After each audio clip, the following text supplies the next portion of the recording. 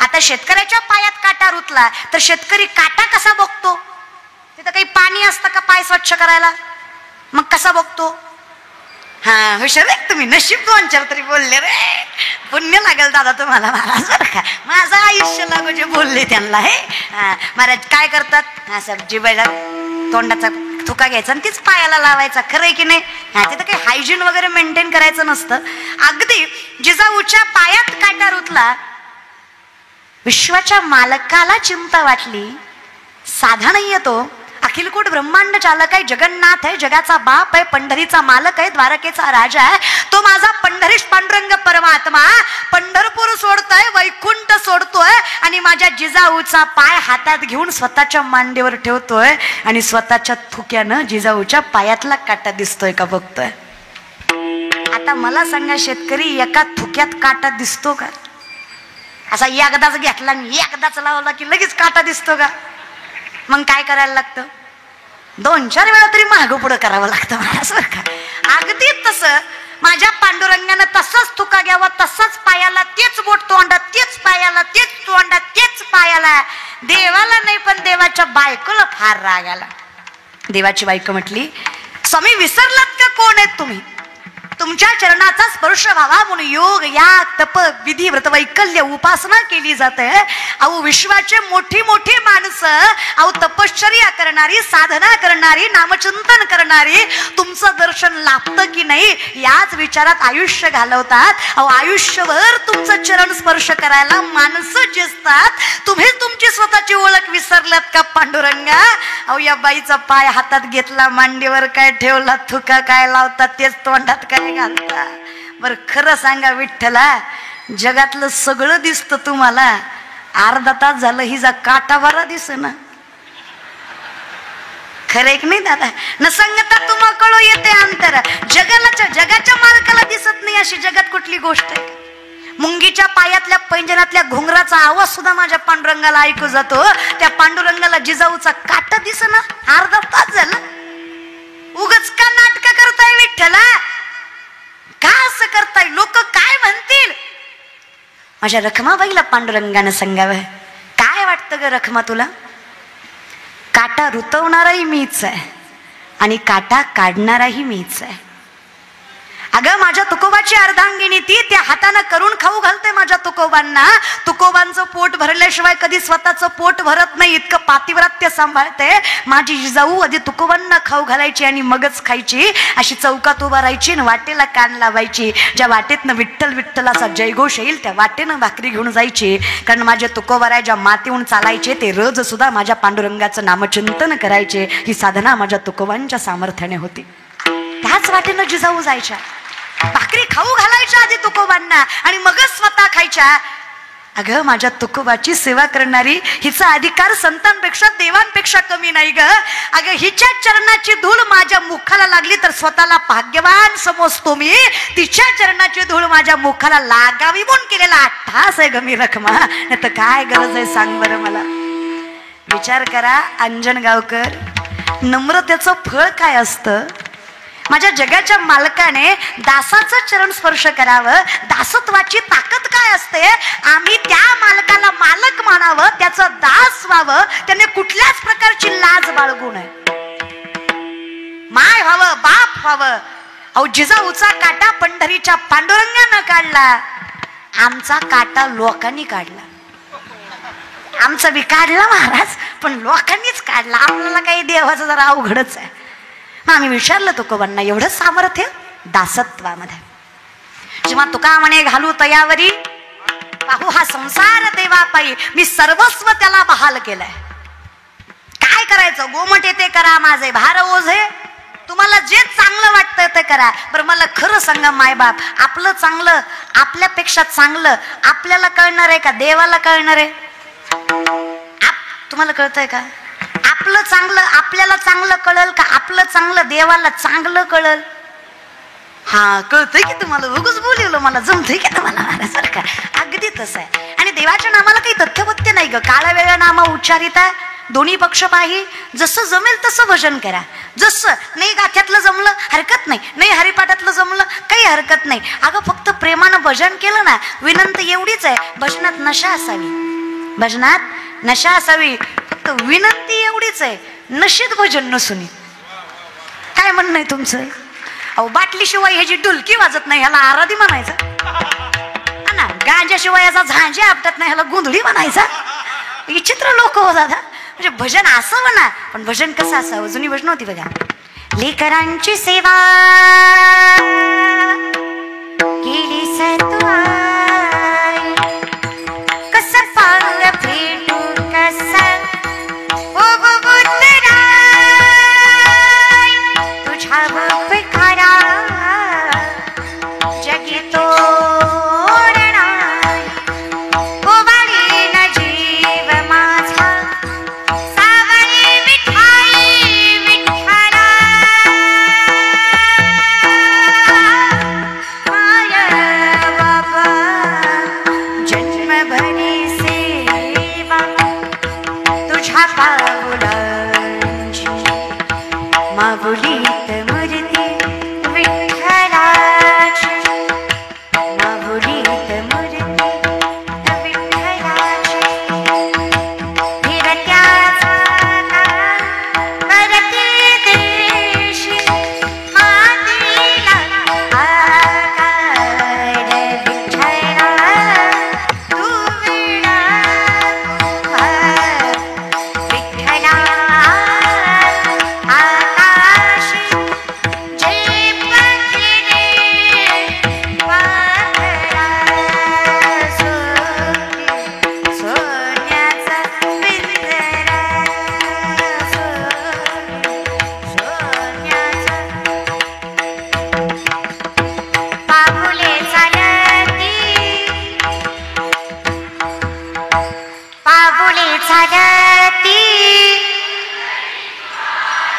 त्यांच्या काही उक्ता घेतलाय का? तुम्हाला काही टोचतो होय देव, होय रो टोचतो. मग भजन करीत जा, हे की नाही? प्रेमानं नाही तिथं भलता नाचतो, इथं जरा नाचत जा, भजन करीत जा. विनंती आहे माय बाप तुम्हाला. पाऊले चालती वा दुखी संसाराची, वा दुखी संसाराची. वा तरुण मंडळी, पाऊले चालती वा माय माऊल्या, पाऊले चालती. यमुनीच्या तिरी काल पाहिला हरी, काना वाजविलो बासरी.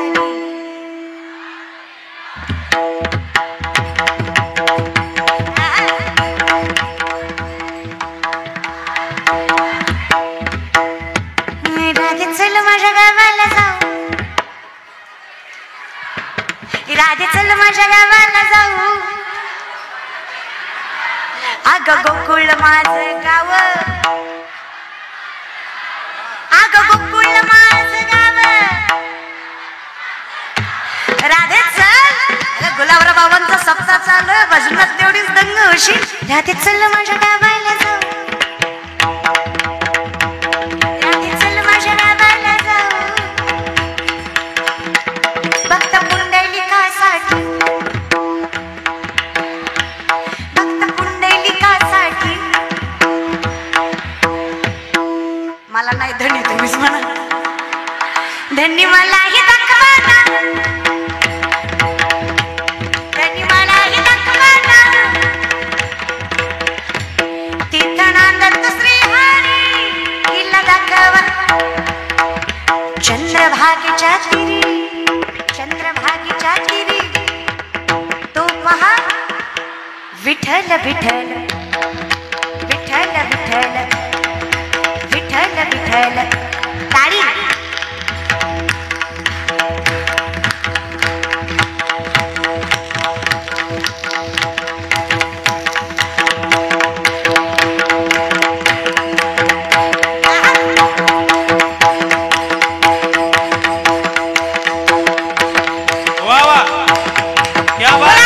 विठ्ठल विठ्ठल विठ्ठल विठ्ठल विठ्ठल विठ्ठल विठ्ठल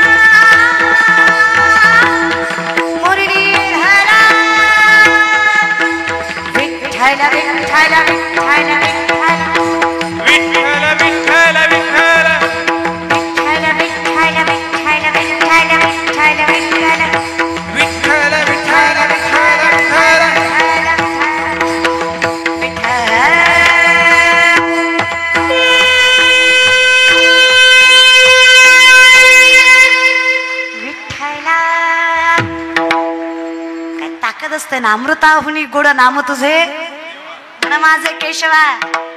पण ह्यातला आनंद कचकच कांद्याला कधीच कळणार नाही. त्याची अख्खी जिंदगी तुझ्यासाठी गेली, तुझ्यासाठीच गेली बाबा. येडपटा जेवढे गेले तेवढे तुझ्यासाठीच गेले रे. विनंती आहे माझी, आम्ही त्याचं दास व्हावं, त्याचं नामचिंतन घ्यावं. आमचं आयुष्य सुखावतो, आम्ही समाधानी होतो, आम्हाला विश्वास निर्माण होतो, आम्ही काही करू शकतो, काही असाध्य ते साध्य करू शकतो. अहो आमच्या जीवनाचं रत्न होतं फक्त संयम ठेवायची ताकद आमच्यात असेल, काही नाही देवा. पण आमचं आयुष्य कसं झालंय, मुंगी साखर याचा रे बा. आयुष्य कमी, अहंकार जास्त. नामदेवरांची रचना आहे बघा. लटके झाले कटके ते काढके एवढे राळे, लटके झाले कटके ते काढके एवढे राळे, उडत चिमणी सरत झाली तिचे वाटी एवढे डोळे. लटके झाले कटके ते काढके एवढे राळे, लटके झाले कटके ते काढके एवढे राळे. मुंगी व्याली शिंगी झाली, मुंगी व्याली शिंगी झाली. तिचं दूध किती 17 रांजण भरली, पिले 12 हाती. मुंगी व्याली शिंगी झाली, मुंगी व्याली शिंगी झाली. हे कळायला तुका म्हणे ते पाहिजे जातीचे. हे नामदेवरायांचे कुट अभंग. कुठून कुठून किती बी कुठले तरी कुठूनच कळत नाही त्याला कुठ म्हणायचं महाराज. कुठ म्हणजे खोडकर महाराज. मुंगी व्याली आणि तिचं दूध 17 रांजण. कुणाचं बोल जा, कुणाचं? तुम्हीच घेत मुंगीचं गे माय, मुंगीचं आहे की नाही. मुंगीचं महाराज किती 17 रांजण, पिले 12 हत्ती. कुणाचं दूध किती किती पिले? हा ऐका कीर्तन, काही ढेकळं वेळ लागणार आहे का महाराज? अगदी असं आयुष्य आहे आमचं. तुकोबा सांगतात आयुष्य खूप छोट. अहंकार इतका वाढलाय, अहो एखाद्याच्या घरी जाऊन त्याच्या सोप्यावर बसावं, ती सोप्याचा पांगच फेडतो गुरुजी. ते आपलं काही ऐकतच नाही, त्याच सांगतं मी याचा अध्यक्ष, त्याचा उपाध्यक्ष, त्याचा सचिव, त्याचा चेअरमन, त्याचा सरचिटणीस. आपल्याशिवाय गावचं पान हालत नाही ना. आपलं साहेबाचं लय जमतं, ताटाला ताट लावून बसतो आहे पण साहेबाच्या. आणि बायको माझी लय मोठ्याची. हान मग आम्हाला आता हानतो का काय लागा? अरे कौतुक वाटतं मला या व्यासपीठाचं. फार फिरतो माऊली. आता ही सगळीच महाराज मंडळी महाराष्ट्रातील नामांकित कीर्तनकार, गायक, वादक, ही माणसं असली की सप्त्याला शोभा यावे असं म्हणतात. कीर्तनकार बघून सप्त्याचा दर्जा ठरवला जातो, पण ही माणसं असली की यांच्याकडे बघून सप्त्याचा दर्जा ठरवला जातो. इतकी महाराष्ट्रातली नामांकित माणसं आहेत. मला कौतुक या गोष्टीचं वाटतं दादा, मोठेपणा म्हणून सांगत नाही. पण जेव्हा केव्हा मी या भागात आले, जेव्हा कीर्तनाला आले, प्रथम तर या संपूर्ण जिल्ह्यात या सप्त्यासारखं वैभव कुठल्याच सप्त्याला नाही. आम्ही आणि फक्त जिल्ह्यापुरतच मर्यादित नाही. गुलाबबाबांची कृपा म्हणावी, आशीर्वाद म्हणावं, त्यांच्या तपश्चर्याचं फळ म्हणावं, त्यांच्या पदस्पर्शाने पावन झालेल्या भूमीचं सामर्थ्य म्हणावं. अख्ख्या महाराष्ट्रात माणसाने आदर्श घ्यावा इतका सुंदर सप्ताह केला जातो दादा. हे सामर्थ्य ही करणारी, आणि ही करणारी माणसं एवढी नम्रतेची आहेत की हे स्वतः कधीच म्हणत नाही. व्यासपीठावर म्हणा, समोर म्हणा, लांब म्हणा, हे सगळं त्यांच्यामुळे आहे. हे त्यांना ज्ञात आहे, या गोष्टीची जाण आहे. आमचे उमापदादा असतील, गोसावीदादा असतील, सगळे संयोजक, आयोजक, नियोजक असतील, खारीचा ना खारीचा वाटा जसा आहे. ही पोरं सुद्धा एवढी आत्मीयतेनं जीव टाकून या सप्त्यामध्ये काम करतात ना. कौतुक वाटतं दादा, फार कौतुक वाटतं पोरांनो तुमचं. फार बहीण म्हणून सांगते, तुम्ही जेवढं कष्ट या सप्त्यात कराल ना, माऊलींच्या विश्वासाने सांगते, जगाचा मालक तुमचं कल्याण केल्याशिवाय सोडणार नाही. ही ताकद फार आहे. हे कीर्तन म्हणजे प्रोग्राम किंवा कार्यक्रम नाही. जेथे कीर्तनाची जागा तेथे पांडुरंग उभा, साक्षात पंढरीश पांडुरंग परमात्मा तुमच्या नजरेच्या समोर असतो आणि तो तुमच्याकडे पाहत असतो. तुम्ही काय किती आत्मीयते ना. आणि देवाला कळतं रे, काही नाही लागत विश्वाच्या मालकाला. थोर प्रेमाचा भुकेला हाची दुष्काळ तयाला. सगळं होतं रे. आजकालची माणसं देव नाकारतात, भगवान श्रीकृष्ण सांगतात, अहम वैश्वानरो भूत्वा प्राणिनाम देहमाश्रित प्राणापान समायुक्त पच्चामिन्यम चतुर्विधम. कुठल्या बेसिसवर भगवंताचं अस्तित्व नाकारतोस अर्जुना? चालवणारा, बोलवणारा, दाखवणारा, जगवणारा हे सगळं सोड. अरे अर्जुना, अन्न पचवणारा सुद्धा मी आहे. जठरामध्ये आग्नी म्हणून जो वास करतो ना, तो मी विठ्ठल, तो मी जगदीश्वर, तो मी कृष्ण, तो मी राम, तो मी विश्वेश्वर. शिवही मी, विठ्ठलही मी, रामही मी, कृष्णही मीच, पंचमहाभूतही मी, तूही मीच, मीही तूच, संतही मीच, जनाई, मुक्ताई, ज्ञानोबा, तुकोबा, नामदेवराय, चोखोबा, नाथ बाबा आणि श्री संत गुलाबराव बाबा ही मीच. अवतारच तो माझा आहे. अवतार असल्याशिवाय एवढं करणं शक्य नाही, सोपं नाही. माणसं कितीही श्रीमंत असली, कितीही पैसा खर्च केला तरी सत्याला वैभव येत नाही. तुम्ही फुलं लावाल, तुम्ही डेकोरेशन कराल, तुम्ही मंडप मोठे टाकाल, महाराज मोठे बोलवचाल, पण माणसं कुठून आणाल? की नाही? लाख लाख रुपये देऊन महाराज बोलवचाल रे, पण महाराजांना वरडायचं कुणा समोर? ही काय सबाबी नाही. 200 दिलं की येत नाही ना.